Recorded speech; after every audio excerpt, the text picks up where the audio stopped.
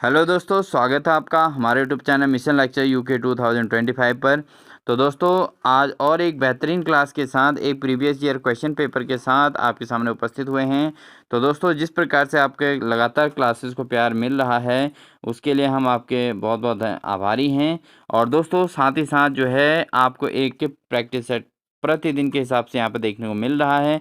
तो ज़रूर in practice sets को आप तैयार कीजिएगा, क्योंकि कंटिन्यू आपके प्रिपरेशन के साथ आपको अपने आप को टेस्ट करने का यहाँ पर मौका भी मिलेगा दोस्तों।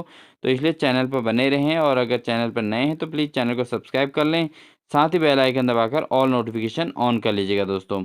तो दोस्तों, ज़्यादा देरी न करते हुए आज की क्लास को स्टार्ट करते हैं। तो आज की क्लास का हमारा पहला क्वेश्चन है दोस्तों, वाक्य हे के बाद रिक्त स्थान है दोस्तों, तुम कहाँ हो, इसमें रिक्त स्थान में उपयुक्त शब्द क्या होगा।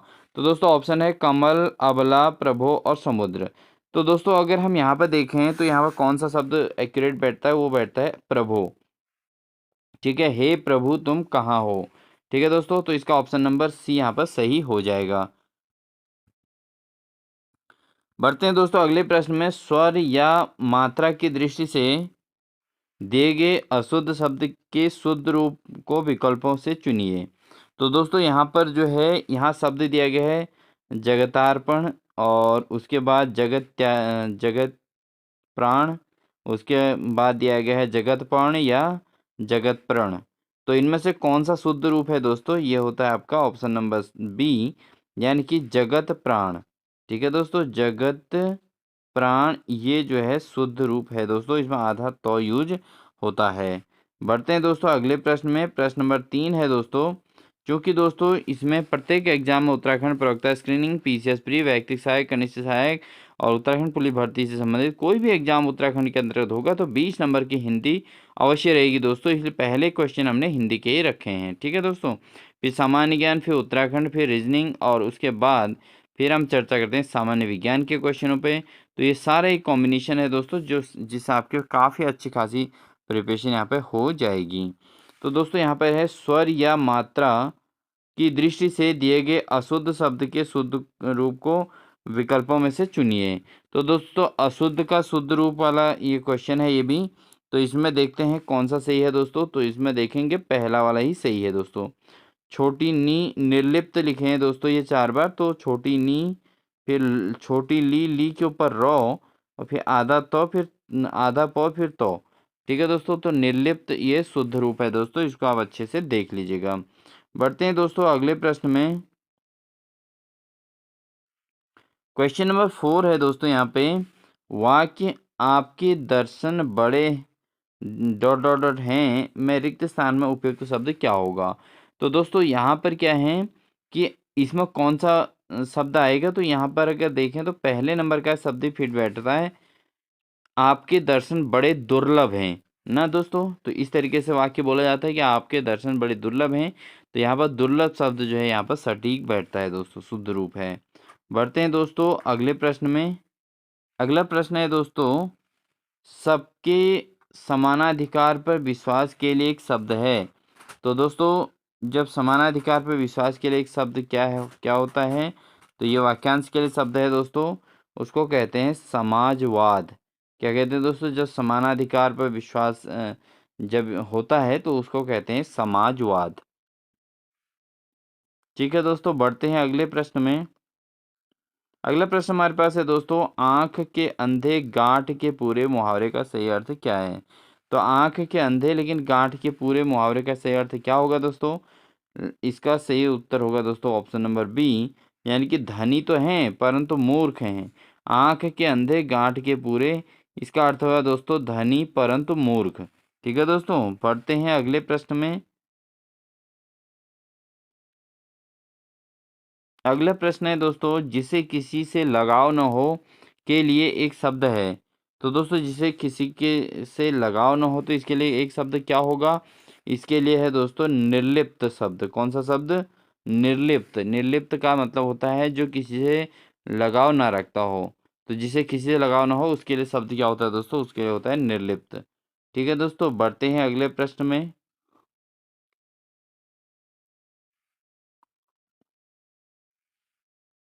अगला प्रश्न है दोस्तों, दिए गए शब्द का विलोमार्थी विकल्पों में से चुनिए। तो दोस्तों यहाँ पर रिपु दिया गया है और रिपु का विलोम शब्द क्या हो सकता है दोस्तों? तो दोस्तों रिपु मीन्स होता है दुश्मन, और दुश्मन का जो है या रिपु मीन्स शत्रु होता है दोस्तों। शत्रु का विलोम क्या होगा आप समझ सकते हैं। तो शत्रु का विलोम होता है दोस्तों मित्र। ठीक है, तो ऑप्शन नंबर बी इसका सही हो जाएगा। तो रिपु का अर्थ क्या होता है दोस्तों, इसको आप नोट कर लीजिएगा। रिपु का अर्थ होता है शत्रु। ठीक है दोस्तों, और इसका विलोम क्या हो जाएगा, वो हो जाएगा मित्र।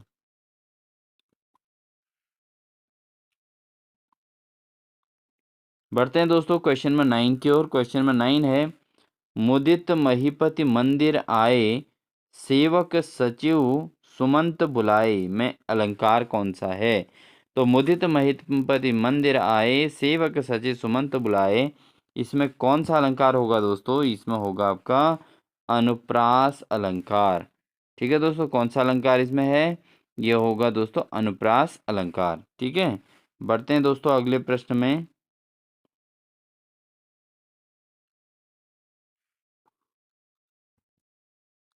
अगला प्रश्न है दोस्तों हमारा, नील गगन सा शांत हृदय था सो रहा, में कौन सा अलंकार है? तो नील गगन सा शांत हृदय था सो रहा, इसमें कौन सा अलंकार दिया है दोस्तों? इसमें है दोस्तों आपका उपमा अलंकार। कौन सा अलंकार है दोस्तों? नील गगन सा शांत हृदय सा सो रहा में उपमा अलंकार होती है दोस्तों। ठीक है, बढ़ते हैं दोस्तों अगले प्रश्न में। अगला प्रश्न है दोस्तों, निम्नलिखित में से कौन इच्छा का पर्यायवाची शब्द नहीं है? तो इच्छा का पर्यायवाची शब्द कौन सा नहीं है दोस्तों? इच्छा का पर्यायवाची शब्द होता है अनिच्छा। तो इच्छा का पर्यायवाची शब्द कौन सा नहीं है दोस्तों? इसमें ये पूछा गया है निम्नलिखित में से कौन इच्छा का पर्यायवाची शब्द नहीं है। तो इच्छा का पर्यायवाची शब्द नहीं है दोस्तों, वो नहीं है यातना। ठीक है दोस्तों, बाकी स्पृहा भी है इसका पर्यायवाची शब्द, लिप्सा भी है और कामना भी है। ठीक है, ये तीनों इसके पर्यायवाची हैं, लेकिन यातना जो है इच्छा का पर्यायवाची शब्द नहीं है दोस्तों। बढ़ते हैं दोस्तों अगले प्रश्न में। अगला प्रश्न है दोस्तों,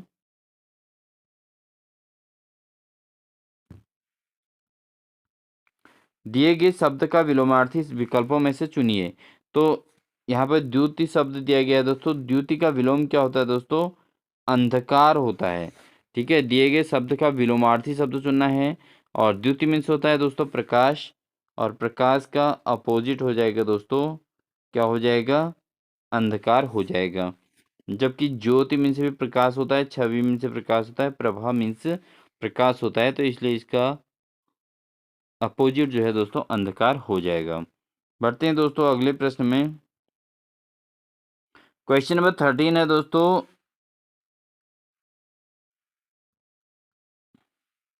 चोर के पैर नहीं होते, मुहावरे का सही अर्थ क्या है?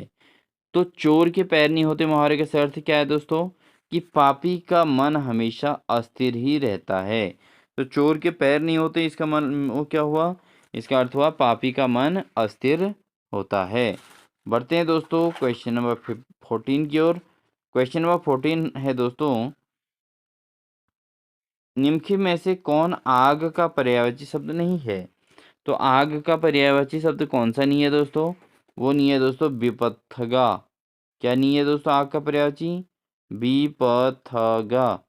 ठीक है दोस्तों, बाकी आपका वायु सखा भी है, हुतासन भी है, विभावशु भी है। ये तीनों के तीनों आग के पर्यायवाची शब्द हैं, लेकिन विपथगा जो है ये आग का पर्यायवाची शब्द नहीं है दोस्तों। बढ़ते हैं दोस्तों क्वेश्चन नंबर 15 की ओर। क्वेश्चन नंबर 15 है दोस्तों, मियादी हुंडी निम्नलिखित में से किसकी विशेषताओं में बहुत समान है? तो दोस्तों मियादी हुंडी किसके विशेषताओं में बहुत समान है? तो दोस्तों ये है दोस्तों एक प्रकार का विनिमय, विनिमय का एक निर्गम बिल। तो विनिमय के निर्गम बिल को क्या बोलते हैं दोस्तों? उसको बोलते हैं मियादी हुंडी।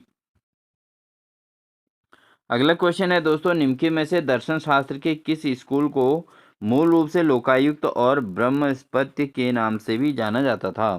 तो दोस्तों दर्शन शास्त्र के किस स्कूल को मूल रूप से लोकायुक्त और ब्रह्मस्पत्य के नाम से जाना जाता था?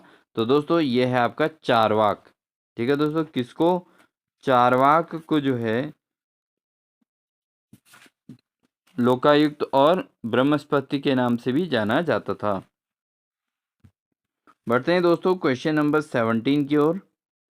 क्वेश्चन नंबर 17 है दोस्तों, निम्नलिखित में से देशों और उनकी संसदों का कौन सा संयोजन गलत है। तो दोस्तों अगर हम बात करें तो कुवैत की जो संसद है उसको नेशनल असेंबली कहते हैं।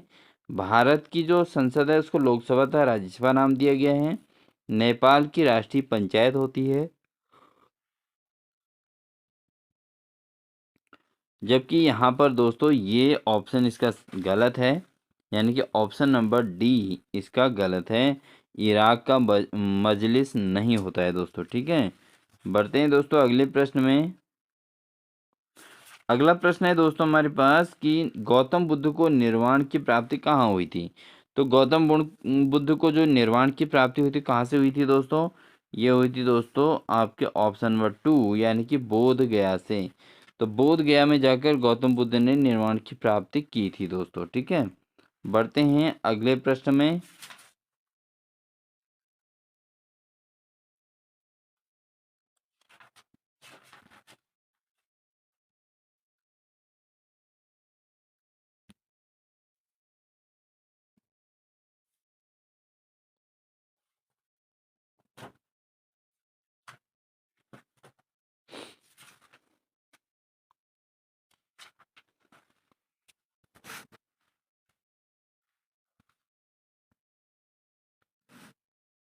अगला क्वेश्चन है दोस्तों, अन्य शर्तों को पूरा करने के अतिरिक्त अनुकंपा नियुक्ति के लिए। दोस्तों जो अनुकंपा नियुक्ति होती है उसके लिए निम्नलिखित में से किस पर अब विचार किया जा सकता है।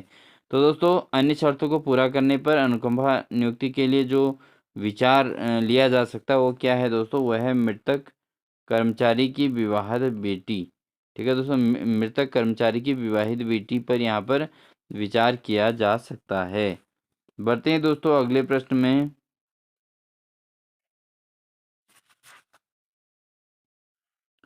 कंप्यूटर के लिए ओएस संक्षिप्त नाम का आमतौर पर क्या अर्थ होता है।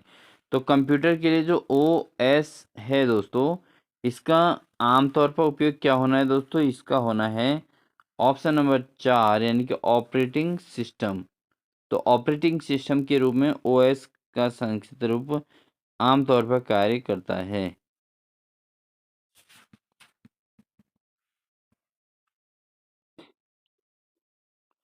अगला क्वेश्चन है दोस्तों, निम्नलिखित में से कौन भौगोलिक जानकारी का स्रोत नहीं है। तो दोस्तों जो भौगोलिक जानकारी का स्रोत नहीं है वो है इसमें आपका प्राचीन महाकाव्य, ठीक है। ये भौगोलिक जानकारी नहीं देता दोस्तों, बाकी जो यात्रियों का विवरण अगर हम देखें तो भौगोलिक जानकारी के अंतर्गत आता है। और पुराने नक्शे और चट्टान सामग्री के नमूने इनसे भौगोलिक जानकारी मिलती है। लेकिन जो प्राचीन महाकाव्य हैं दोस्तों, इनसे कोई भौगोलिक जानकारी जो है प्राप्त नहीं की जा सकती। इनसे प्राचीनतम स्थितियों की जो है प्राचीनतम इतिहास को जानकारी प्राप्त की जा सकती है। बढ़ते हैं दोस्तों अगले प्रश्न में। अगला प्रश्न हमारा है क्वेश्चन नंबर 22। ये क्वेश्चन दोस्तों अर्थशास्त्र से लिया गया है, क्योंकि सिलेबस में अर्थशास्त्र का टॉपिक भी दिया गया है। तो सकल राष्ट्रीय उत्पाद जीएनपी का अर्थ है। तो दोस्तों सकल राष्ट्रीय उत्पाद यानी कि जीएनपी का अर्थ क्या है, तो यह है देश में उत्पादित वस्तुओं और सेवाओं का कुल मूल्य और विदेशों से शुद्ध कारक आय, ठीक है। तो जीएनपी का पूरा अर्थ क्या है दोस्तों, देश में उत्पादित वस्तुओं और सेवाओं का कुल मूल्य और विदेशों से शुद्ध कारक आय को सकल राष्ट्रीय उत्पाद कहा जाता है। यानी कि जो देश में उत्पादन हो रहा है और जो विदेशों से जो चीज़ आ रही है उन सबको मिलाकर जो भी इनकम हो रही है, मतलब देश में जो आय हो रही है, उसको सकल राष्ट्रीय उत्पाद के नाम से जाना जाता है, उसको जीएनपी कहा जाता है दोस्तों। बढ़ते हैं दोस्तों क्वेश्चन नंबर 23 में। क्वेश्चन नंबर 23 है दोस्तों, निम्नलिखित में से कौन फुटबॉल खिलाड़ी नहीं है। तो कौन सा प्लेयर जो है फुटबॉल का प्लेयर नहीं है, किलियन एम्बाप्पे या लियोनेल मेसी, अलेक्जेंडर ज्वेरेव या क्रिस्टियानो रोनाल्डो। तो दोस्तों इसमें फुटबॉल खिलाड़ी काफ़ी हैं, इसमें 3 फुटबॉल खिलाड़ी हैं बट एक नहीं है, वो है आपका अलेक्जेंडर ज्वेरेव, ठीक है दोस्तों। अलेक्जेंडर ज्वेरेव को छोड़कर किलियन एम्बाप्पे और उसके बाद लियोनेल मेसी और क्रिस्टियानो रोनाल्डो, ये 3 के 3 दोस्तों इसमें से फुटबॉल खिलाड़ी हैं। क्वेश्चन नंबर 24 है दोस्तों, पे बिल रजिस्टरों को बनाए रखने की अवधि क्या है? तो दोस्तों जो पे बिल होते हैं उन पे बिल रजिस्टरों को बनाए रखने की अवधि क्या है दोस्तों? तो पे बिल जो रजिस्टर होते हैं उनको बनाए रखने की अवधि जो है दोस्तों 35 ईयर है, यानी 35 वर्ष तक पे बिल रजिस्टरों को बनाए रखने का प्रावधान है दोस्तों, 35 वर्ष। बढ़ते हैं दोस्तों अगले प्रश्न में। क्वेश्चन नंबर 25 है, भारत का सबसे लंबा राष्ट्रीय राजमार्ग कौन सा है? तो दोस्तों भारत का जो सबसे लंबा राष्ट्रीय राजमार्ग है वह है NH7। कौन सा है दोस्तों? NH7 भारत का सबसे लंबा राष्ट्रीय राजमार्ग है। ये एक प्रीवियस क्वेश्चन जो हमने कराए हैं उसमें से कि अन्य क्वेश्चन पेपर में भी आया हुआ है, तो महत्वपूर्ण रहते हैं प्रीवियस ईयर क्वेश्चन पेपर दोस्तों, इसलिए बिल्कुल भी स्किप ना कीजिएगा। बढ़ते हैं दोस्तों अगले प्रश्न में। अगला प्रश्न है, हमारे शरीर में यूरिया का निर्माण कहाँ होता है? तो दोस्तों ये सामान्य विज्ञान का क्वेश्चन है। हमारे शरीर में यूरिया का निर्माण कहाँ होता है दोस्तों? तो दोस्तों जो यूरिया का निर्माण होता है जिगर में। कहाँ होता है दोस्तों? जिगर में यूरिया का निर्माण होता है। तो ऑप्शन नंबर 3 इसका सही आंसर होगा। बढ़ते हैं दोस्तों अगले प्रश्न में। क्वेश्चन नंबर 27 है दोस्तों, CCS आचरण नियम किस पर लागू नहीं होता है? तो CCS जो है वो किस पर लागू नहीं होता? CCS ये एक आचरण नियम है दोस्तों, करेक्टरिस्टिक्स रूल है। तो इसमें जो है करेक्टरिस्टिक रूल है, तो ये किस पर लागू नहीं होते हैं? तो दोस्तों ये नहीं होते हैं, डाक विभाग के अतिरिक्त विभागीय एजेंट पर ये लागू नहीं होते हैं। तो इसका ये ऑप्शन नंबर 4 सही होगा। बढ़ते हैं दोस्तों क्वेश्चन नंबर 28 में। क्वेश्चन नंबर 28 है, भारत की संविधान सभा द्वारा राष्ट्रगान जन गण मन के हिंदी संस्करण को कब अपनाया गया था? तो दोस्तों भारत की संविधान द्वारा राष्ट्रगान जो हमारा देश का राष्ट्रगान है जन गण मन, तो उसको हिंदी रूप में कब अपनाया गया था? तो दोस्तों राष्ट्रगान को जो है हिंदी संस्करण में अपनाया गया था 24 जनवरी 1950 को। बहुत इंपॉर्टेंट क्वेश्चन है दोस्तों, 24 जनवरी 1950 को जो है भारतीय संविधान में भारतीय संविधान सभा द्वारा जनगण मन जो राष्ट्रगान है उसको हिंदी में अपनाया गया था। बढ़ते हैं दोस्तों क्वेश्चन नंबर 29 की ओर। क्वेश्चन नंबर 29 है दोस्तों, जैन धर्म के महान गुरुओं को किस रूप में जाना जाता है? तो जो जैन धर्म के महान गुरु रहे दोस्तों उनको किस रूप में जाना जाता है? उनको जैन धर्म के जो गुरु हैं उनको तीर्थकर के रूप में माना जाता है दोस्तों, इसलिए इसका ऑप्शन नंबर 2 सही हो जाएगा। ठीक है दोस्तों, जैन धर्म के महान गुरुओं को तीर्थकर के रूप में माना जाता है। और आप बता सकते हैं जैन धर्म के 24वें तीर्थकर कौन थे? बढ़ते हैं दोस्तों अगले प्रश्न में। ईडब्ल्यूएस आरक्षण करने के लिए ईडब्ल्यूएस आरक्षण लागू करने के लिए निम्नलिखित में से कौन सा मानदंड गलत है? तो दोस्तों जो ईडब्ल्यूएस आजकल जो है जनरल कैटेगरी के लिए लागू है और आरक्षण है 10% का, तो वो जो है किन मानदंडों को पूरा करता है? बहुत महत्वपूर्ण क्वेश्चन है दोस्तों, ये भी एग्जाम में आ रहा है। तो आवासीय फ्लैट क्षेत्र 1000 वर्ग फुट से कम होना चाहिए, ये बिल्कुल सही है मानदंड। उसके बाद अधिसूचित नगर पालिकाओं में आवासीय भूखंड 100 वर्ग गज से कम होना चाहिए, तो ये भी सही है। परिवार की वार्षिक आय 8 लाख से कम होनी चाहिए, ये भी बिल्कुल सही है। लेकिन यहाँ पर ये रॉन्ग है दोस्तों कि परिवार के पास 10 एकड़ से अधिक भूमि कृषि भूमि नहीं होनी चाहिए, तो ये वाला इसमें मानदंड नहीं है। ठीक है दोस्तों, बाकी आवासीय फ्लैट क्षेत्र जो है 1000 वर्ग फुट से कम होना चाहिए, अधिसूचित नगर पालिकाओं में आवासीय जो है 100 वर्ग गज से कम होना चाहिए, परिवार की वार्षिक आय 8 लाख से कम होनी चाहिए। ये शर्तें जो है ईडब्ल्यूएस आरक्षण के लिए आवश्यक हैं दोस्तों। बढ़ते हैं दोस्तों अगले प्रश्न में। अगला प्रश्न है दोस्तों, जीवन की भौतिक गुणवत्ता सूचकांक PQLI 3 संकेतों को जोड़ती है, ये कौन से हैं? तो दोस्तों जो PQLI है जीवन की भौतिक गुणवत्ता सूचकांक जो PQLI है 3 संकेतों को जोड़ती है, ये 3 संकेत कौन से हैं? तो दोस्तों ये हैं शिशु मृत्यु दर, जीवन प्रत्याशा और वयस्क साक्षरता। ये जीवन की भौतिक गुणवत्ता सूचकांक यानी कि PQLI 3 संकेतों को जोड़ती है दोस्तों। एक तो है शिशु मृत्यु दर, दूसरा है जीवन प्रत्याशा, तीसरा है वयस्क साक्षरता दर। ठीक है दोस्तों। बढ़ते हैं दोस्तों अगले प्रश्न में। क्वेश्चन नंबर 32 है दोस्तों। क्वेश्चन नंबर 32 है, एक आरोपी अधिकारी की सहायता करते समय एक सेवानिवृत्त सरकारी कर्मचारी के पास एक समय में कितने अनुशासनात्मक मामले हो सकते हैं? तो दोस्तों एक आरोपी अधिकारी की सहायता करते समय एक सेवानिवृत्त सरकारी कर्मचारी के पास एक समय में कितने अनुशासनात्मक मामले हो सकते हैं? तो दोस्तों हो सकते हैं केवल 5। ठीक है दोस्तों। तो एक समय में केवल 5 ही अनुशासनात्मक मामले हो सकते हैं किसी आरोपी अधिकारी की सहायता करते समय सेवानिवृत्त सरकारी कर्मचारी के पास। तो दोस्तों इस प्रकार के क्वेश्चन भी एग्जाम में पूछे जा रहे हैं, इसलिए आप इनको भी जरूर नोट करते रहें। बढ़ते हैं दोस्तों फिर साइंस का क्वेश्चन हमारे पास, सामान्य विज्ञान का। दोस्तों प्रकाश वर्ष क्या है? तो प्रकाश वर्ष क्या है दोस्तों? एक वर्ष में प्रकाश द्वारा तय की गई दूरी को प्रकाश वर्ष कहते हैं दोस्तों। ठीक है। प्रकाश वर्ष क्या है? एक वर्ष में प्रकाश द्वारा जो चली गई दूरी उसको प्रकाश वर्ष कहते हैं। और प्रकाश वर्ष दोस्तों ये दूरी का ही मात्रक होता है। शब्दावली से ऐसा लगता है पता नहीं ईयर का हिसाब लग रहा है, लेकिन ये केवल डिस्टेंस को रिप्रेजेंट करता है दोस्तों। बढ़ते हैं दोस्तों अगले प्रश्न में। अगला क्वेश्चन है दोस्तों, ब्रिटिश संसद का सदस्य बनने वाला पहला भारतीय कौन था? तो दोस्तों ब्रिटिश संसद का सदस्य बनने वाला पहला भारतीय कौन रहे थे? वो है दोस्तों दादा भाई नौरोजी। दादा भाई नौरोजी जो है ब्रिटिश संसद का सदस्य बनने वाला पहला भारतीय थे दोस्तों। ठीक है। दादा भाई नौरोजी जो हैं ब्रिटिश संसद के पहले सदस्य ऐसे हैं जो भारतीय रहे हैं। बढ़ते हैं दोस्तों अगले प्रश्न में। अगला प्रश्न है क्वेश्चन नंबर 35। चाइना सत्यम इन नृत्य शैली का प्रसिद्ध गुरु है।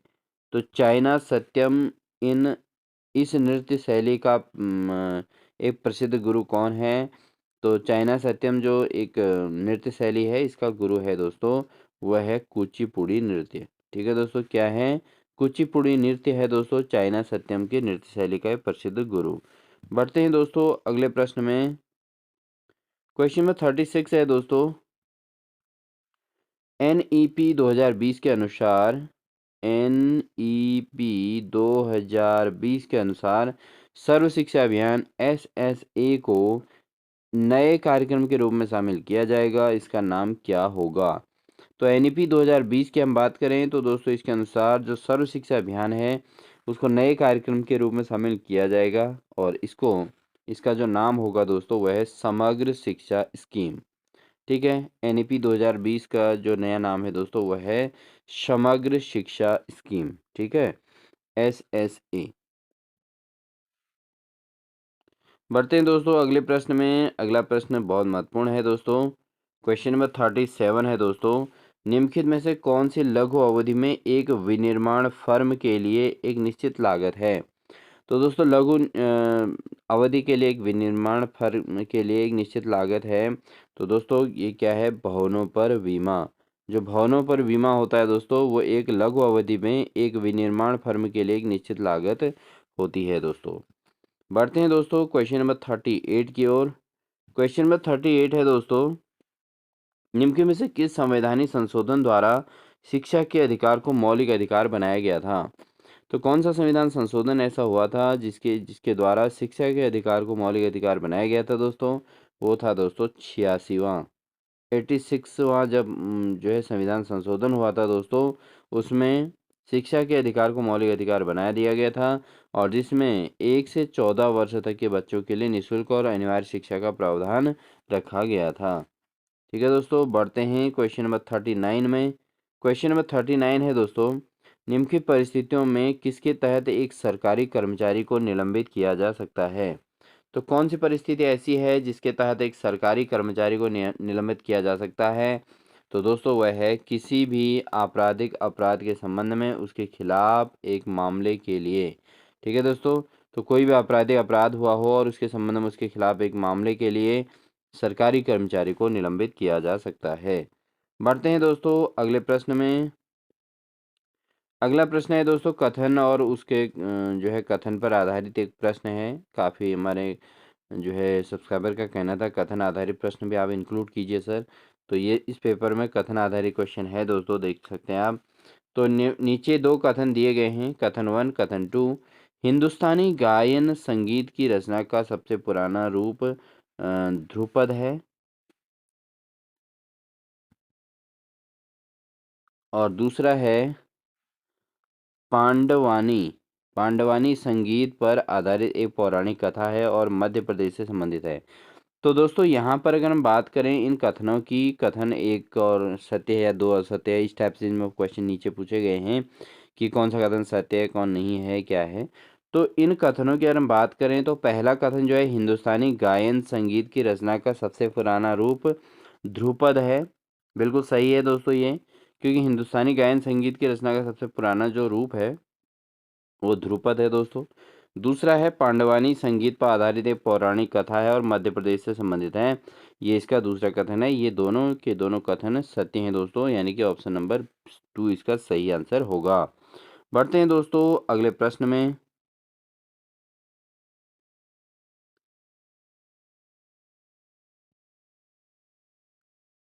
अगला क्वेश्चन है उच्चतम न्यायालय और उच्च न्यायालय के न्यायाधीश क्रमशः किस वर्ष की आयु तक पद धारण कर सकते हैं। तो उच्चतम न्यायालय और उच्च न्यायालय के न्यायाधीश किस वर्ष तक की आयु तक अपने पद पर बने रहते हैं दोस्तों। तो दोस्तों ये जो एज होती है 65 से और 62 वर्ष। तो दोस्तों उच्च न्यायालय और उच्च न्यायालय के न्यायाधीश, ठीक है, किस वर्ष की आयु तक पद धारण कर सकते हैं। तो ये हैं 65 वर्ष और 62 वर्ष।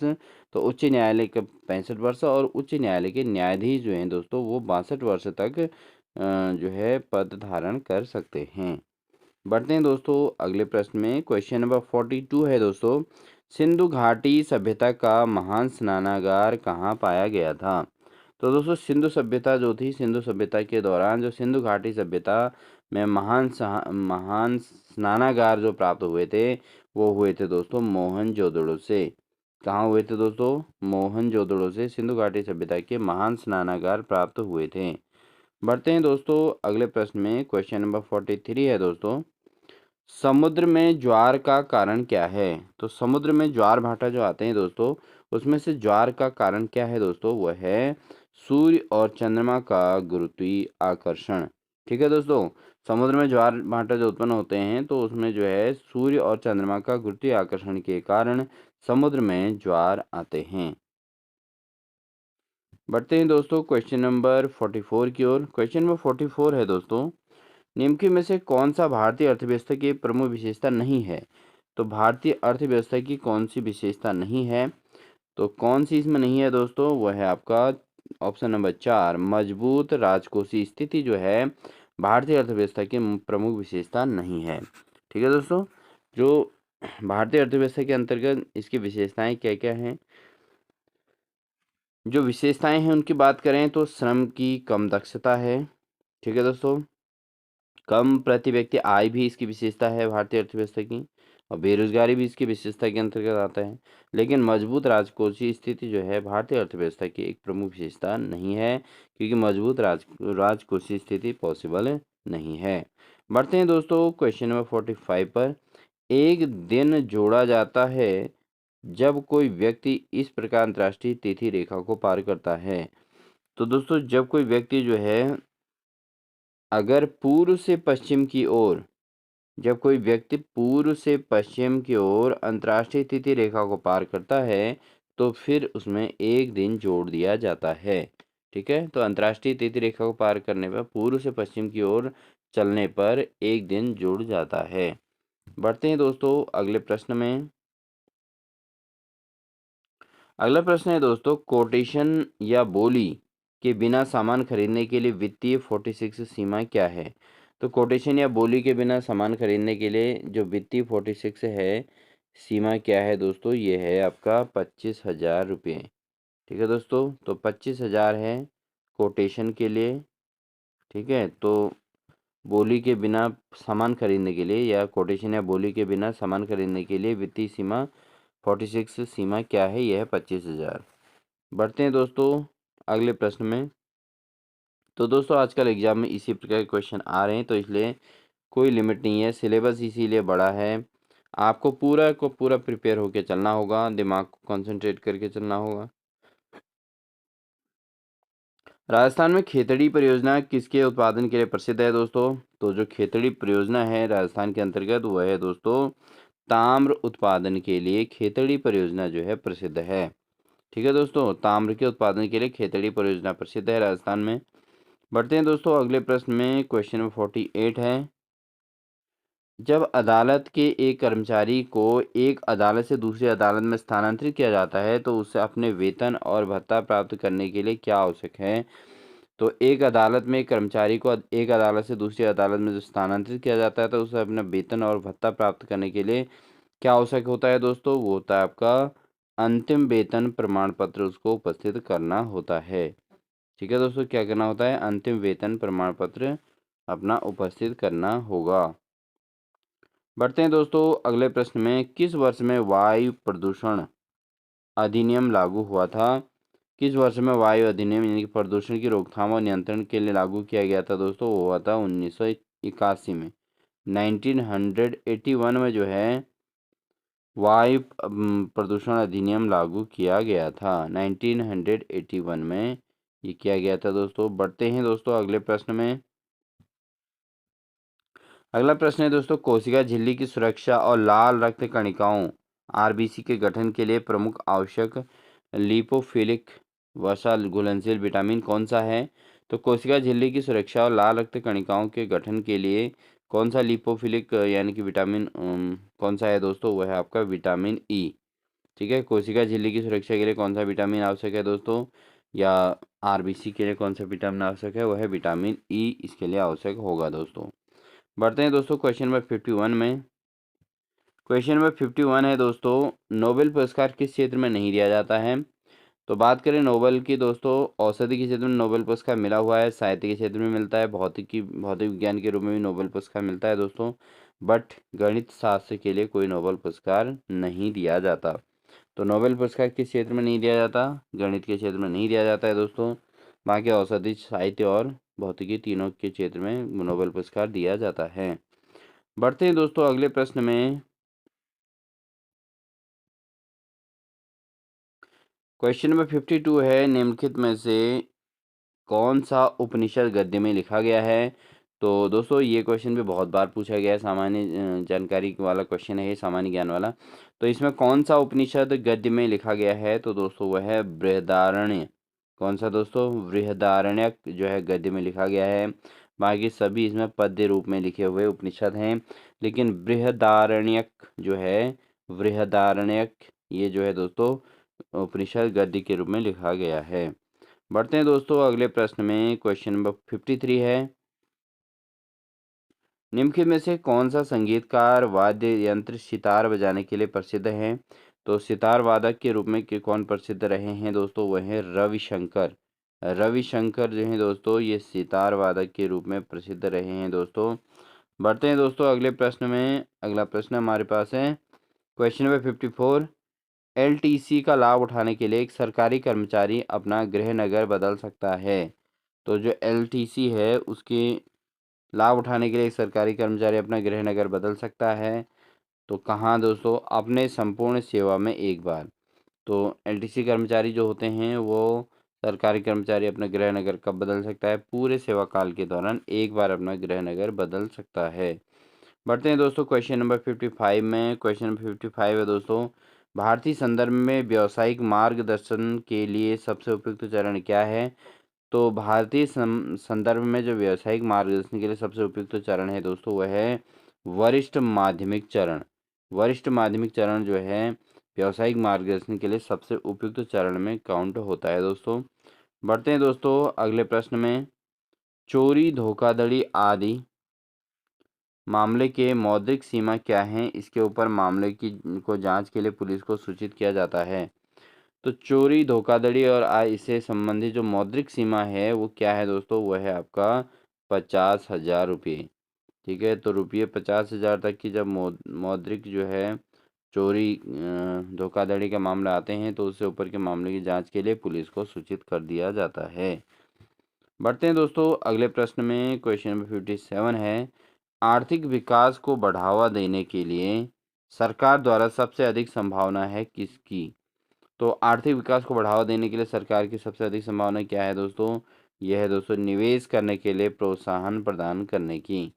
ठीक है, तो आर्थिक विकास को बढ़ावा देने के लिए जो है निवेश करने के लिए प्रोत्साहन प्रदान करने की सबसे अधिक संभावना रहती है।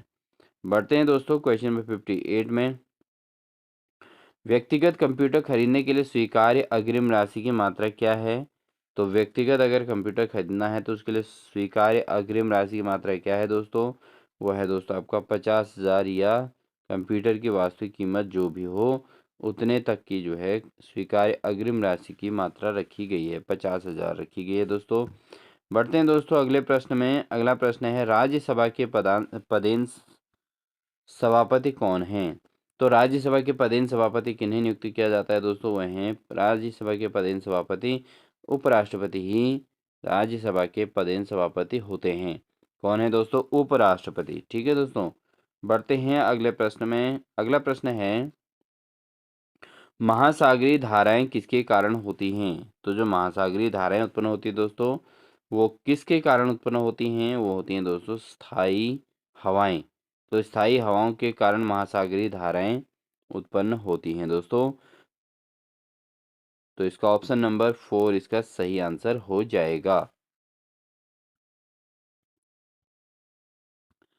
बढ़ते हैं दोस्तों अगले प्रश्न में। विश्व विकास रिपोर्ट का वार्षिक प्रकाशन है, तो विश्व विकास रिपोर्ट का जो वार्षिक प्रकाशन होता है दोस्तों वह है पुनर्निर्माण और विकास के अंतर्राष्ट्रीय बैंक में। ठीक है दोस्तों, विश्व विकास रिपोर्ट का वार्षिक प्रकाशन किस में होता है? पुनर्निर्माण और विकास के अंतर्राष्ट्रीय बैंक के अंतर्गत होता है दोस्तों। बढ़ते हैं दोस्तों अगले प्रश्न में। अगला प्रश्न है दोस्तों, उपनिषद कितने हैं? तो उपनिषदों की जो संख्या है दोस्तों कितनी है? उपनिषदों की कुल संख्या दोस्तों 108 है। बढ़ते हैं दोस्तों अगले प्रश्न में। अगला प्रश्न है, ह्वेनसांग कौन था? तो ह्वेनसांग कौन था दोस्तों?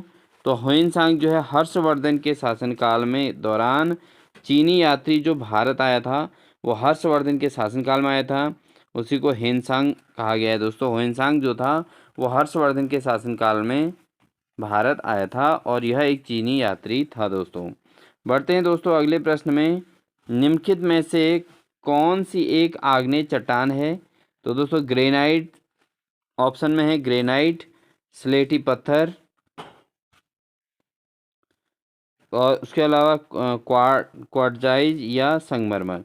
तो दोस्तों जो आग्नेय चट्टान होती है वो होती है ग्रेनाइट की। ठीक है दोस्तों, बढ़ते हैं अगले प्रश्न में। अगला प्रश्न है, कथन असाधारण परिस्थितियों को छोड़कर किसी भी महिला को सूर्यास्त के बाद और सूर्यास्त से पहले गिरफ्तार नहीं किया जाएगा, यह कहा गया है।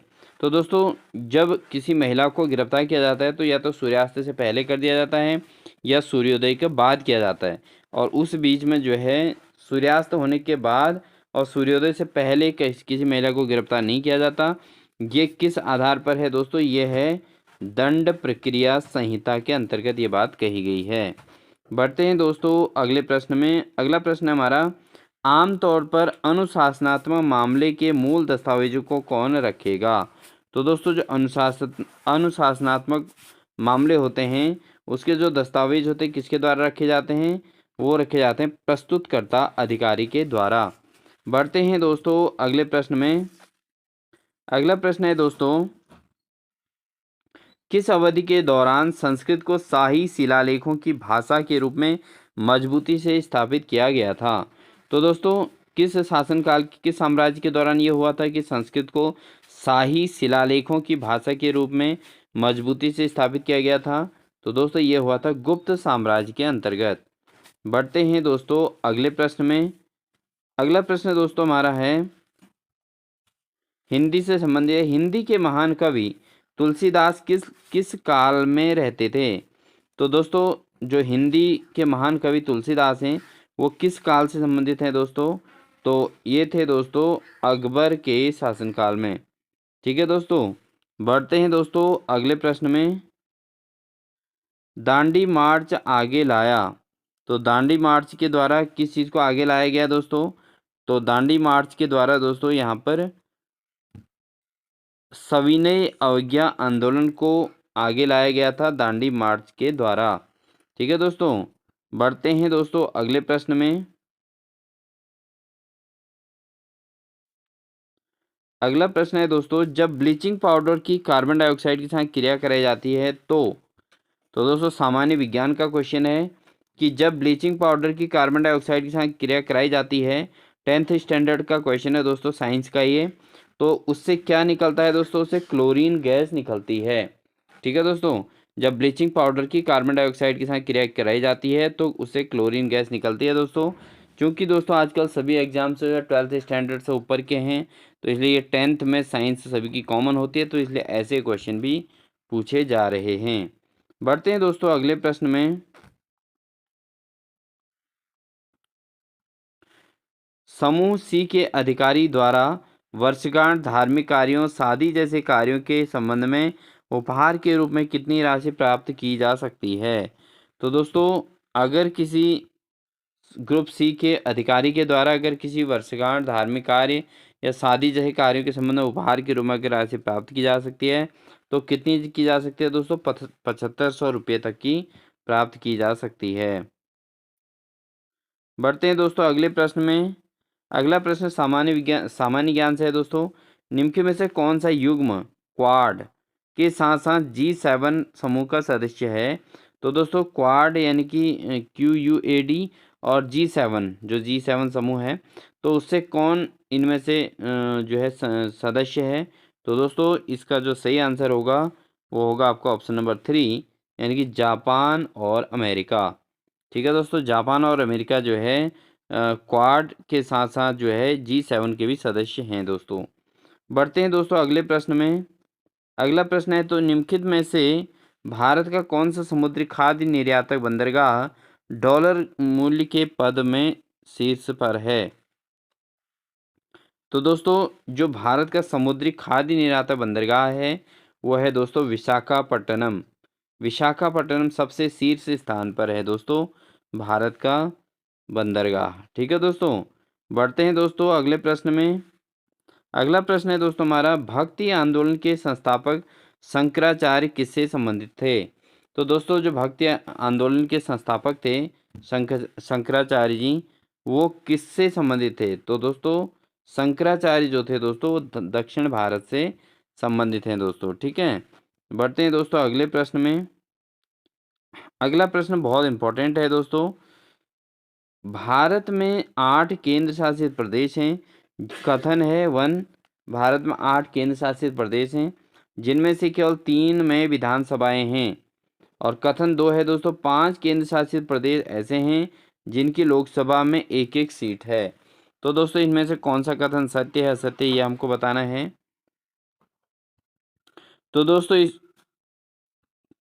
इसमें बात करें तो यहाँ पर भारत में 8 केंद्र शासित प्रदेश हैं जिनमें से केवल 3 में विधानसभाएं हैं, ये कथन बिल्कुल सही है। और दूसरा कथन है दोस्तों, 5 केंद्र शासित प्रदेश ऐसे हैं जिनकी लोकसभा में एक एक सीट है, तो ये कथन भी बिल्कुल सही है। तो यानी कि पहला और दूसरा दोनों कथन यहाँ पर सत्य हैं दोस्तों। बढ़ते हैं दोस्तों अगले प्रश्न में। अगला प्रश्न है दोस्तों हमारा, भारत के संविधान का कौन सा भाग लोकहितकारी राज्य के विचार की घोषणा करता है। तो दोस्तों भारत का कौन सा भाग जो है लोकहितकारी राज्य के विचार की घोषणा करता है दोस्तों, वह है दोस्तों राजनीति के निर्देशक सिद्धांत। तो भारत के संविधान के जो हैं राजनीति के निर्देशक जो सिद्धांत हैं वो लोकहितकारी राज्य के विचार की घोषणा करते हैं। बढ़ते हैं दोस्तों अगले प्रश्न में। क्वेश्चन नंबर 98 है, व्यवहारिक शिक्षा के विचार का अर्थ है कि शिक्षा को लागू होना चाहिए। तो दोस्तों व्यवहारिक शिक्षा के हिसाब से अगर देखें तो शिक्षा को कैसे लागू होना चाहिए, शिक्षा को दोस्तों वास्तविक दुनिया में लागू होना चाहिए, ये व्यवहारिक शिक्षा के विचार का अर्थ होगा। ठीक है दोस्तों, बढ़ते हैं दोस्तों अगले प्रश्न में। क्वेश्चन नंबर 99 है, निम्नलिखित में से किस देश की मुद्रा यूरो के रूप में नहीं है। तो दोस्तों कौन सी कंट्री ऐसी है जहाँ की मुद्रा यूरो के रूप में नहीं है। तो दोस्तों वह है स्विट्जरलैंड, यहाँ की मुद्रा यूरो के रूप में नहीं है। बाकी फ्रांस, इटली और स्पेन तीनों की मुद्राएं जो हैं यूरो के रूप में होती हैं दोस्तों। स्विट्जरलैंड ऐसा है जिसकी मुद्रा यूरो के रूप में नहीं है दोस्तों। ठीक है, बढ़ते हैं दोस्तों अगले प्रश्न में। अगला प्रश्न है, शैक्षिक संस्थानों में 10% का EWS आरक्षण कब शुरू हुआ? तो दोस्तों जो शैक्षिक संस्थान है उनमें 10% EWS का आरक्षण कब प्रारंभ हुआ था? तो दोस्तों ये हुआ था 1 फरवरी 2019 में। ठीक है, 1 फरवरी 2019 से दोस्तों शैक्षिक संस्थानों में 10% का EWS आरक्षण प्रारंभ किया गया था। बहुत महत्वपूर्ण क्वेश्चन है दोस्तों, बिल्कुल भी स्किप ना करें। दोस्तों अगर आपको हमारी क्लास अच्छी लग रही हो तो प्लीज़ लाइक ज़रूर कर दीजिएगा, साथ ही साथ अपने दोस्तों को शेयर भी ज़रूर कीजिए। अगला प्रश्न है दोस्तों, उत्तराखंड का सबसे बड़ा आदिवासी समूह कौन सा है? तो उत्तराखंड के अंतर्गत जो सबसे ज़्यादा आदिवासी समूह है दोस्तों वो है थारू जनजाति। तो थारू जनजाति दोस्तों उत्तराखंड के अंतर्गत सबसे बड़ा आदिवासी समूह में से गिना जाता है। बढ़ते हैं दोस्तों अगले प्रश्न में। अगला है, निम्नलिखित में से कौन सा दर्रा उत्तरकाशी जिले में स्थित नहीं है? तो कौन सा दर्रा ऐसा है जो दोस्तों उत्तरकाशी जिले में स्थित नहीं है? तो यहाँ पे तेसोगला दर्रा जो है दोस्तों, तेसोगला दर्रा जो है ये उत्तरकाशी में नहीं है। सॉरी दोस्तों, इसका जो आंसर होगा मोलिंगला दर्रा। ठीक है दोस्तों, मोलिंगला दर्रा जो है उत्तरकाशी जिले में स्थित नहीं है। बाकी मानेला भी है और चोकला भी है और थागाला भी है। तो दोस्तों केवल मोलिंगला दर्रा ऐसा है जो उत्तरकाशी में नहीं है, बाकी मानेला और तेंगचोला या थागाला ये तीनों जो है उत्तरकाशी जिले में स्थित हैं दोस्तों। ठीक है, मोलिंगला दर्रा दोस्तों उत्तरकाशी में नहीं है, इसका ऑप्शन नंबर 2 सही हो जाएगा। बढ़ते हैं दोस्तों अगले प्रश्न में, कथन और उसके अर्थ पर आधारित। अगला क्वेश्चन है दोस्तों, उत्तराखंड को महाभारत में उत्तर कुरु के रूप में संदर्भित किया गया है। ठीक है, उत्तराखंड को क्या कहा गया है महाभारत में? उत्तर कुरु के रूप में कहा गया है। और दूसरा, उत्तराखंड को मोटे तौर पर 2 क्षेत्रों में विभाजित किया गया है, गढ़वाल और कुमाऊं क्षेत्र। तो इसका जो सही आंसर है दोस्तों वह है कथन एक असत्य है, यानी कि उत्तराखंड में महाभारत में कुरुक्षेत्र को उत्तर कुरु के रूप में संदर्भित किया गया है, बिल्कुल गलत है। लेकिन जो मोटे तौर पर उत्तराखंड को मोटे तौर पर 2 क्षेत्रों में विभाजित किया गया है, गढ़वाल और कुमाऊं क्षेत्र, तो ये बिल्कुल सही है दोस्तों, इसका कथन नंबर 1 बिल्कुल सही हो जाएगा। ठीक है दोस्तों, बढ़ते हैं अगले प्रश्न में। अगला प्रश्न है दोस्तों, कुंभ मेला दुनिया की सबसे बड़ी सभा किस वर्ष हरिद्वार में आयोजित की जाएगी? तो दोस्तों कुंभ का जो मेला है दुनिया की सबसे बड़ी सभा होती है और यह किस वर्ष हरिद्वार में आयोजित की जाएगी? तो दोस्तों ये की गई है 2021 में। ठीक है दोस्तों, 2021 में हो चुकी है। अब 12 साल बाद यानी कि 2000 दोस्तों ये कितने में 2033 में ये फिर से आयोजित होएगी। बढ़ते हैं दोस्तों अगले प्रश्न में। अगला प्रश्न है दोस्तों, उत्तराखंड नेपाल के किस प्रांत के साथ अपनी सीमा साझा करता है? तो उत्तराखंड का नेपाल के किस प्रांत के साथ अपनी सीमा साझा करता है दोस्तों? वह है सुदूर पश्चिमी प्रदेश। ठीक है दोस्तों, सुदूर पश्चिमी प्रदेश में जो है नेपाल उत्तराखंड नेपाल के सुदूर पश्चिमी प्रदेश नामक प्रांत में अपनी सीमा को साझा करता है। अगला क्वेश्चन है दोस्तों, सामरसर साइटें क्या हैं? बहुत महत्वपूर्ण क्वेश्चन है दोस्तों ये। सामरस साइटें क्या हैं दोस्तों? ये हैं अंतर्राष्ट्रीय महत्व की आर्द्र भूमि होती है जिनको सामरस साइटें कहते हैं। बढ़ते हैं दोस्तों अगले प्रश्न में। निम्नलिखित में से उत्तराखंड के वनों का कौन सा संयोजन और जिस ऊंचाई पर वे पाए जाते हैं वह गलत है? तो दोस्तों जो उष्णकटिबंधीय वन हैं 3800 मीटर की ऊंचाई पर नहीं पाए जाते हैं। हिमाद्री वन जो है 3000 से 3800 मीटर की ऊंचाई तक पाए जाते हैं, बिल्कुल सही है। उष्णकटिबंधीय देवदार का जंगल जो है 1800 मीटर से 1000 मीटर से 1800 मीटर तक की ऊंचाई तक पाए जाते हैं। हिमालयी नम अर्ध समशीतोष्ण वन जो होते हैं 1600 से 2900 मीटर तक की ऊंचाई तक पाए जाते हैं दोस्तों। ठीक है, बढ़ते हैं अगले प्रश्न में। अगला प्रश्न है दोस्तों, झूम है तो झूम क्या है दोस्तों? तो झूम एक प्रकार की खेती होती है दोस्तों।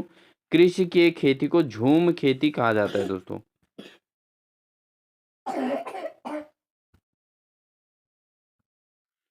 हर्बल चाय और सनबर्न क्रीम तैयार करने में निम्नलिखित में से किस फल के पत्तियों का उपयोग किया जाता है? तो दोस्तों जो हर्बल चाय होती है और सनबर्न क्रीम जो तैयार किया जाता है वो किस फल की पत्तियों से तैयार किया जाता है दोस्तों? ये किया जाता है दोस्तों घिंगारू से। किससे किया जाता है? घिंगारू के पत्तों से ये हर्बल चाय और सनबर्न क्रीम तैयार किया जाता है। बढ़ते हैं दोस्तों अगले प्रश्न में। निम्नलिखित में से किस लेखक ने अपने लेखन और अपने जीवन के माध्यम से व्यक्तित्व बनाया जिसने उन्हें जन कथाकार का लेबल दिया? तो दोस्तों ऐसे कौन व्यक्ति हैं जिन्होंने अपने लेखन और अपने जीवन के माध्यम से अपना व्यक्तित्व को बनाया था तो और उन्हें जन कथाकार का लेबल दिया था दोस्तों? वह हैं शैलेश मटियानी। ठीक है दोस्तों, तो शैलेश मटियानी जन कथाकार का लेबल इन्होंने प्राप्त किया था। तो ये हैं शैलेश मटियानी। बढ़ते हैं दोस्तों अगले प्रश्न में।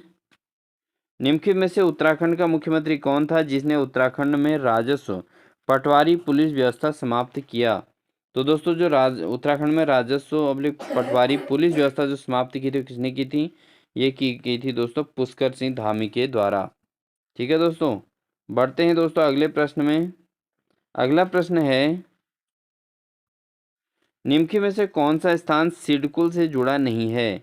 तो सिडकुल से जुड़ा कौन सा स्थान नहीं है दोस्तों? तो वो है आपका रुड़की, क्योंकि रुड़की जो है दोस्तों सिडकुल से जुड़ा हुआ नहीं है। बाकी सेलाकुई सिडकुल से जुड़ा है, हरिद्वार भी जुड़ा है और सितारगंज भी जो है सिडकुल से जुड़ा है दोस्तों। बढ़ते हैं दोस्तों अगले प्रश्न में। गोविंद राष्ट्रीय उद्यान किस नदी का स्रोत क्षेत्र शामिल है? तो गोविंद राष्ट्रीय उद्यान में किस नदी स्रोत क्षेत्र शामिल है दोस्तों? वह है दोस्तों टोंस नदी। ठीक है, गोविंद राष्ट्रीय उद्यान में कौन सी नदी है दोस्तों? टोंस नदी। अगला प्रश्न है दोस्तों, नीचे दो कथन दिए गए हैं। कथन 1 है सतोपंथ ग्लेशियर एक ट्रांसवर्स ग्लेशियर है जो भागीरथी खरग ग्लेशियर के दक्षिण पश्चिम में स्थित है। तो दोस्तों ये तो बिल्कुल कथन सही है कि सतोपंथ ग्लेशियर एक ट्रांसवर्स ग्लेशियर है और ये भागीरथी खरग ग्लेशियर के दक्षिण पश्चिम में स्थित है। बिल्कुल सही है। और दूसरा कथन क्या दिया है दोस्तों? नीलकंठ चोटी सतोपंथ ग्लेशियर के दक्षिण पूर्व में स्थित है। तो दोस्तों ये भी बिल्कुल सही है कि नीलकंठ चोटी जो है वो कहाँ है? सतोपंथ ग्लेशियर के दक्षिण पूर्व में नीलकंठ चोटी है। तो दोस्तों यहाँ पर दोनों कथन जो है सही हो रहे हैं। इसका मतलब इसका ऑप्शन नंबर सेकंड सही हो जाएगा। कथन 1 और कथन 2 दोनों सत्य हैं। बढ़ते हैं दोस्तों अगले प्रश्न में। अगला प्रश्न है दोस्तों, निम्नलिखित में से कौन सी मध्ययुगीन पुस्तक उत्तराखंड का स्रोत नहीं है? तो कौन सी ऐसी पुस्तक है जो मध्ययुगीन है लेकिन उत्तराखंड का स्रोत नहीं है? तो दोस्तों यह है बाबरनामा। तो बाबरनामा जो है उत्तराखंड का स्रोत नहीं है। बाकी तारीख बदायूनी है, जहांगीरनामा भी है और शाहजहाँनामा भी है जिनके अंतर्गत उत्तराखंड की चर्चा है। ठीक है दोस्तों, लेकिन बाबरनामा में उत्तराखंड का कोई जिक्र नहीं है दोस्तों। बढ़ते हैं दोस्तों अगले प्रश्न में। सुगौली की संधि किस वर्ष हस्ताक्षर किए गए थे? तो दोस्तों सुगौली की संधि हुई थी, इसमें कब हस्ताक्षर किए गए थे? ये किए गए थे 1815-16 में। ठीक है दोस्तों, कब किए गए थे? सुगौली की संधि में कब हस्ताक्षर किए गए थे? 1815-16 में। ठीक है दोस्तों, बढ़ते हैं अगले प्रश्न में। अगला प्रश्न है, निम्नलिखित में से कौन सा संगठन उत्तराखंड में स्थित नहीं है? तो दोस्तों कौन सा संगठन उत्तराखंड के अंतर्गत नहीं है? तो ये है दोस्तों HAL, ये उत्तराखंड के अंतर्गत नहीं है संगठन। बाकी BHEL ये भी उत्तराखंड के अंतर्गत है दोस्तों। और CBRI जो है ये भी उत्तराखंड के अंदर नहीं है। और उसके अलावा ONGC ये भी उत्तराखंड के अंतर्गत है दोस्तों। ठीक है, ये भी उत्तराखंड का संगठन है। BHEL भी है, CBRI भी उत्तराखंड का जो है संगठन है और ONGC भी उत्तराखंड के अंतर्गत संगठन है दोस्तों। बढ़ते हैं दोस्तों अगले प्रश्न में। अगला प्रश्न है दोस्तों, कुमाऊं उत्तराखंड में मिलम है एक। तो दोस्तों उत्तराखंड के अंतर्गत मिलम क्या है दोस्तों? मिलम एक हिमनद है दोस्तों। क्या है? हिम नदी। क्या है दोस्तों? हिम नदी। ठीक है दोस्तों। मिलम ग्लेशियर भी है दोस्तों, हिम नदी ग्लेशियर ही हुआ। तो दोस्तों मिलम है कुमाऊं उत्तराखंड में। बढ़ते हैं दोस्तों आज के क्लास के अंतिम क्वेश्चन में। निम्न में से कौन सा उत्तराखंड में एक बायोस्फीयर रिजर्व है? तो दोस्तों उत्तराखंड के अंतर्गत बायोस्फीयर रिजर्व कौन सा है? तो दोस्तों यह है नंदा देवी। उत्तराखंड का एक बायोस्फीयर रिजर्व है दोस्तों नंदा देवी। तो गोविंद नहीं है, कॉर्बेट नहीं है, राजाजी नेशनल नहीं है। नंदा देवी राष्ट्रीय उद्यान जो है वो बायोस्फीयर रिजर्व। दोस्तों अगला क्वेश्चन है उत्तराखंड में किस स्थान पर भारतीय मौसम विभाग ने डॉपलर रडार स्थापित किया था? तो दोस्तों इसमें जो ऑप्शन दिए गए हैं चंपावत, देहरादून, चक्राता या चमोली। तो दोस्तों इनमें से कोई भी ऑप्शन सही नहीं है। मौसम विभाग ने डॉपलर मौसम रडार स्थापित जो किया था दोस्तों, किया था लैंसडाउन में। कहाँ किया था दोस्तों? लैंसडाउन में ये जो है मौसम विभाग डॉपलर मौसम रडार जो है स्थापित किया गया था, लैंसडाउन में किया गया था दोस्तों। तो ये मिसप्रिंटिंग है दोस्तों, इसमें चारों ऑप्शन गलत हैं। बढ़ते हैं दोस्तों अगले प्रश्न में।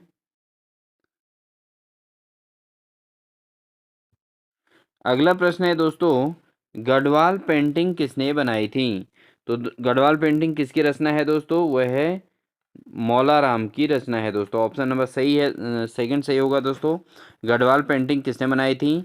ये बनाई थी दोस्तों मौला राम ने। ठीक है, बढ़ते हैं अगले प्रश्न में। अगला प्रश्न है दोस्तों निम्नलिखित में से निम्नलिखित क्षेत्रों से किस क्षेत्र में कम वर्षा होती है? तो दोस्तों इसमें सबसे कम वर्षा वाला क्षेत्र कौन सा है दोस्तों? वह है आपका टिहरी, जहां कम वर्षा होती है। बाकी देहरादून, नरेंद्र नगर और मसूरी, ये तीनों जो है अधिक वर्षा वाले क्षेत्र हो पाए हैं दोस्तों। ठीक है, बढ़ते हैं दोस्तों अगले प्रश्न में। अगला प्रश्न है किस वर्ष में उत्तराखंड सरकार ने अपना पंचायती राज अधिनियम पारित किया? तो पंचायती राज अधिनियम कब पारित किया गया था दोस्तों उत्तराखंड सरकार द्वारा? दोस्तों ये किया गया था 2016 में। 2016 में उत्तराखंड सरकार ने पंचायती राज अधिनियम पारित किया था। बढ़ते हैं दोस्तों अगले प्रश्न में। अगला प्रश्न है 2019 में किस स्थान पर महात्मा गांधी ने अनासक्ति योग का अनुवाद पूरा किया था? तो 2019 में किस स्थान पर महात्मा गांधी ने अनासक्ति योग का अनुवाद किया था दोस्तों? ये किया था दोस्तों कौसानी में। कहाँ किया था? कौसानी में महात्मा गांधी ने जो है अनासक्ति योग का अनुवाद किया था। और ये कब किया था दोस्तों? 1929 में, 1929 में कौसानी में महात्मा गांधी ने अनासक्ति योग का अनुवाद पूरा किया था। बढ़ते हैं दोस्तों अगले प्रश्न में। अगला प्रश्न है उत्तराखंड में मैती आंदोलन की शुरुआत किसने की थी? तो उत्तराखंड के अंतर्गत जो मैती आंदोलन की शुरुआत की गई थी दोस्तों, वो की गई थी कल्याण सिंह रावत के द्वारा। ठीक है दोस्तों, किसके द्वारा की गई थी? कल्याण सिंह रावत के द्वारा। और ये क्वेश्चन दोस्तों हमारे प्रीवियस पेपर में भी आया था। बढ़ते हैं दोस्तों अगले प्रश्न में। गढ़वाल हिमालय रम्माण का धार्मिक त्योहार और अनुष्ठान थिएटर किस जिले में हर साल मनाया जाता है? तो जो रम्माण का धार्मिक त्योहार और अनुष्ठान है दोस्तों, वो किस जिले में हर साल मनाया जाता है? ये मनाया जाता है दोस्तों चमोली में। कौन से जिले में दोस्तों? चमोली जिले के अंतर्गत ये मनाया जाता है। बढ़ते हैं दोस्तों अगले प्रश्न में। अगला प्रश्न है अल्मोड़ा के पास खगमरा का ऐतिहासिक किला किसके द्वारा बनाया गया था? तो अल्मोड़ा में जो खगमरा का किला बनाया गया था दोस्तों, चंद शासकों के द्वारा बनाया गया था दोस्तों। ठीक है, किनके द्वारा? चंद शासकों के द्वारा। बढ़ते हैं दोस्तों अगले प्रश्न में। अगला प्रश्न है भारतीय संघ में विलय के समय टिहरी राज्य का शासक कौन था? तो जब टिहरी राज्य का विलय भारतीय संघ में हुआ था, तो उसमें टिहरी राज्य का राजा शासक कौन था दोस्तों? वो था दोस्तों मानवेंद्र शाह। कौन था दोस्तों? मानवेंद्र शाह। बढ़ते हैं दोस्तों अगले प्रश्न में। सन 1969 में सुमित्रा नंदन पंत को उनकी इस नाम से प्रसिद्ध कविता के लिए ज्ञानपीठ पुरस्कार सम्मानित किया गया था। तो 1969 में जब सुमित्रानंद पंत को जब ज्ञानपीठ पुरस्कार मिला था दोस्तों, वो किस कृति के लिए मिला था दोस्तों? वो मिला था चिदम्बरा के लिए। ठीक है, तो सुमित्रानंद पंत की जो रचना है चिदम्बरा, उसके लिए उन्हें 1969 में 1969 में दोस्तों जो है ज्ञानपीठ पुरस्कार दिया गया था। बढ़ते हैं दोस्तों अगले प्रश्न में। अगला प्रश्न है, गढ़वाल लगभग 300 वर्षों तक एक समेकित राज्य बना रहा, इसकी जिसकी राजधानी इस शहर में थी। तो जब गढ़वाल 300 वर्षों तक समेकित राज्य बना रहा तो इसकी राजधानी कहाँ थी दोस्तों? वो थी दोस्तों श्रीनगर में। कहाँ थी? श्रीनगर में। ठीक है दोस्तों, बढ़ते हैं अगले प्रश्न में। अगला प्रश्न है दोस्तों, कथन वाले क्वेश्चन है दोस्तों। कथन एक है, तराई क्षेत्र की मिट्टी नाइट्रोजन और कार्बनिक पदार्थों में समृद्ध है लेकिन फॉस्फेट में कमी है।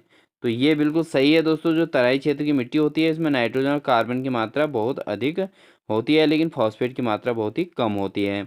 दूसरा कथन है, आर्द्र जलवायु दलदली भूमि और उपजाऊ मिट्टी तराई क्षेत्र की प्रमुख विशेषताएं हैं।